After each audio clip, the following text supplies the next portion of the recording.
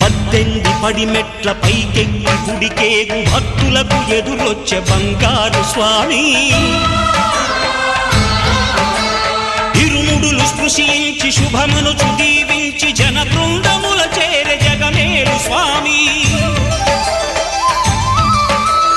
తన భక్తులనరిల్చు తప్పులకు తడబడి ఒక పక్క ఒరిగెన ఓంకారమూర్తి